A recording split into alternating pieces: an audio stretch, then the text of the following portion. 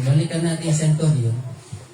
Ang centurion, pag uwi niya sa bahay, kasi sabi ng Panginoon Jesus, go your way and as you have believed, kung paano ka naniniwala, so let it be done for you. Dumating na siya at the same hour na lumabas sa bibig ng Panginoon Jesus na gagaling ang iyong servant.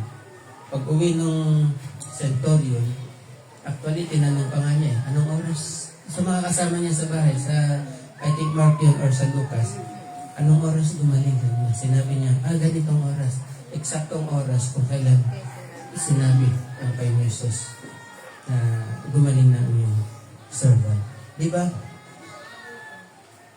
Yung kitongin, tinawakan niya. Pero ito, salita lang. Okay? He just speak the word. Naniniwala po ba tayo doon? Just the word, ay pwede na tayong magkaroon ng kagalingan. Pwede na tayong luminis by believing the word. Pero how many of us, napakarami sa atin, even mga nanonood ngayon, napakarami sa atin, naghanap pa ng sign. Lord, magpakita ka nga ng sign. Lord, kailangan ka ng sign. Maghanap pa ng miracles, sign and wonders. Bakit? Hindi pa ba sapat yung Bible? 66 books. Hindi pa ba sapat yun? Nakasulat na lahat doon ang mga patungkol sa Diyos, ang mga patungkol sa ating Panginoong Jesus. Hanggang sa Revelation, tapos maghanap ka pa ng sign. Dadaigin tayo ng centurion. Bakit? Yung centurion, just say the word.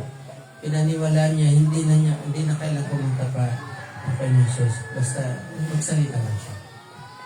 Just speak. So, the Bible is the Word of God. Maniniwala ba tayo dito? Or maghanap pa tayo ng sign? Okay. So, kayo po mga kasagot na. Pero sa akin, maniwala na tayo sa kanyang mga salita. This is the Word of God. Ang Biblia, the Bible is the Word of God. And then, pagkatapos nito, verse 14, now when Jesus had come into Peter's house, he saw his wife's mother lying sick with a fever. Wife's mother ay biyanan ni Peter. So, anong mapapansin niyo dito kay Peter? So, sa bahay ni Peter ay nandoon yung kanyang biyanan. In other words, ay kinalingan niya yung kanyang biyanan. So, imagine na lang kung anong klaseng husband si Peter, or hindi husband, manugang. Anong klaseng manugang si Peter sa kanyang biyanan, di ba? Dito ka na, may sakit. And considering, ito, take note to ha, considering na nung time na ito, hindi ba talaga binibigyan ng halaga ang mga kababaihan? Before our Lord Jesus Christ, hindi talaga binibigyan, lower pa yung role ng mga kababaihan. Ang lalaki pa rin ang mas may role. So, actually, kung magkasala yung babae, pwede siyang patayin. Pero pag yung lalaki, i-divorce niya. I-divorce siya. Diba? Yung mga ganun na role. Pero nung dumating ang ating Panginoon Jesus, pansinin niyo, yung fever, syempre, ngayon ang fever, uminom ka lang ng paracetamol mo lang yan. Diba? Pero yung fever nung panahon na ito, hindi pa, wala pang mga talagang gamot para dyan. So, yung fever na ito ay pwede kang patayin yung time na to. Kaya nakaratay yung biyanan ni Peter, at pumunta doon ang ating Panginoon Jesus, nakita niya. Anong ginawa ng Panginoon Jesus? Tinawakan niya yung babae na hindi inaalaw yun nung time na yun. Hindi kultura nung time na yun. Hindi yun ginagawa. Okay? Pero hinawakan ng Panginoon Jesus, and then umalis yung fever. Nawala yung lagnat. Sabihin nyo, lagnat lang naman yan. Katulad yan, sinabi ko kanina, hindi pa ganun ang lagnat doon, hindi pa katulad ng lagnat ngayon na may mga gamot na. Okay. Delikadong sakit noon ang lagnat yung time na yan. Tapos, mapansin ninyo, okay, ito yung highlight dito. Ito yung highlight. Kasi alam na natin, nagpapagaling ang Panginoon Jesus. Amen ba? Amen! Ayun. Pero ito yung highlight dito. Pag ikaw ba kababangon mo sa karamdaman, naglagnat ka, nagtrangkaso ka, anong gagawin mo? So, papahinga ka muna syempre, baka mabinat. Kaya kakain ka muna ng yung malambot na pa, di ba? Yung lelot, ganyan, kaya sopas, noodles. Pero itong biyanan ni Peter, makita nyo, nung gumaling siya, tumayo siya at naglingkod. Ano ibig sabihin naglingkod? Siyempre, may bisita sila sa bahay. Anong gagawin niya? Magluluto yan, magsaserve ng pagkain, at lahat. So, in other words, ano yung gumaling sa kanya? Yung fever lang ba? O pati yung kanyang lakas at sigla ang katawan?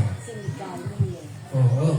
So, nung hinawakan siya ng Panginoon Jesus, hindi lang umalis yung fever, hindi lang nawala yung lagnat, pati yung lakas, yung sigla ng katawan, bumalik.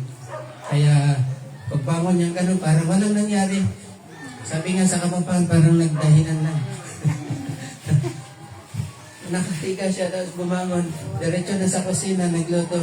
Papaupuin mo na sila, ang bisita mo dyan, Peter. Sabi niya, ako nang bahala. Di ba?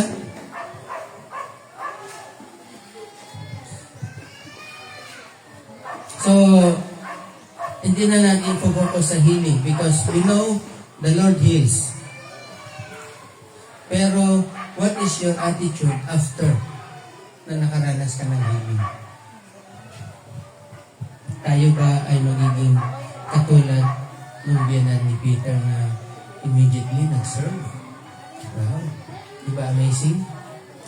Or nakaranas ka na ng kagalingan, yung mga karamdaman mo ng tagal-tagal, ang dami mo nang ininom ng gamot, tapos nung lumapit ka sa Panginoon Jesus, gumaling ka. Pagkatapos nun, nag-disco-disco ka na naman, nag-party. Diba? Pansin niyo yung patalastas, diba? Yung masakit yung tuhod. No? Ganon. Tapos nung uminom ng gamot, biglang sumayaw na. Nag-disco.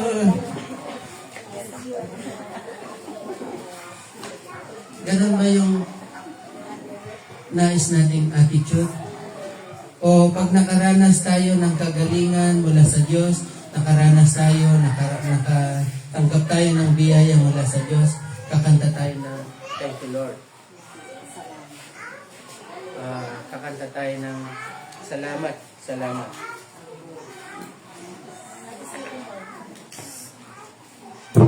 Pero hindi ko talaga dito.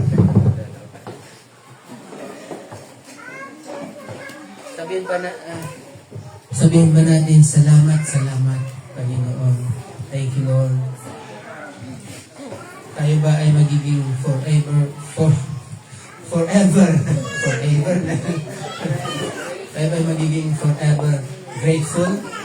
Or tuloy ang dating buhay? Yan, sa ating Panginoon. And I hope na we are forever grateful sa naranasan natin. So, ito gusto kong bigyan ng pansin sa ating pagtatapos na. So, again, mapapansin ninyo from verse 1, yung isang lalaking Hudyo na may kitongin, siya ay outcast sa community. na outcast. Ibig sabihin ng outcast ay nakahiwalay siya, hindi siya pinapansin. Actually, may mga kwento pa nga dyan na pan eh. May mga Hudyo, especially yung mga priest, no? Pag nakakita sila ng kitawin, pinagmamalaki pa nila na binato. Nagkukwentuhan sila, ay, may binato akong kitawin. Parang ganon. Ganon ka lungkot ang buhay ng kitawin ng time niya. Pero nilapitan siya ng Panginoon Hesus. Ang outcast, pinuntahan nilapitan ng Panginoon Hesus, hinawakan, yung tinatakwil ay hinawakan ng ating Panginoon Hesus at luminis. And then isang hentil na hindi kabahagi sa community ng Israel. Hindi siya kabahagi sa covenant ni Abraham sa mga Israelites. Pero pinagaling ng Panginoon Hesus ang kanyang tinanggap ng Panginoon Hesus ang kanyang request dahil sa kanyang pananampalataya. And then pangatlo, yung last na tinignan natin, Hudyo nga siya pero babae na yung time nila noon, nung panahon nila noon, before our Lord Jesus Christ, ay mababa ang pagtingin, ang kalalagay ng mga babae. Hindi binibigyan ng pansin. Pero ang Panginoon Hesus, hinawakan niya, pinagaling yung ginan ni Peter at siya ay naglingkod. Ibig sabihin, ano man yung kalalagayan mo, ano man yung sitwasyon mo sa buhay, may mga iba nga, mapapatawad pa ba ako? Kaya saan dami ko ng kasalanan? Ang tanong gano'n ba kalalim ang kasalanan? Meron ng tao na galing sa maximum security hindi lang sa Bilibid na dinala pa sa Davao Penal Colony. Nasa maximum security wala nang bail, non-bail. Pero nakalaya na siya ngayon, kumakanta, nakarami na ng album. Okay, pinatawad ng Panginoon. So, meron pa bang matinding kasalanan na naisip mo na hindi kaya linisin ng Panginoon? Ang kailangan lang is, katulad ng leper na kailangan nating magpakumbaba, sumamba sa ating Panginoon Jesus. At ipagsabi ang ating pangalat ang ating Panginoon Jesus. Pangaral ang mabuting balita na to. At katulad din doon sa babae, na siya ay naglingkod sa ating Panginoon Jesus. So, ano man yung sitwasyon mo, walang discrimination sa Panginoon Jesus. Hindi siya nag-discriminate. Tinatakwil ka man ng lipunan, ang Panginoon Jesus hindi kanya itatakwil. At pantay-pantay ang tingin niya. Walang babae, walang lalaki sa ating Panginoon Jesus. Ang kailangan lang natin is, again, magpakumbaba, sumamba, at tanggapin siya bilang Panginoon at tagapagligtas. Hindi kanya itatago. Lalapit. Actually nga, kahit hindi ka nga lumalapit siya na mismo lalapit sa iyo. Sige tayo tumayo, tayo manalangin. Tinatawagan pa natin ng mga ka.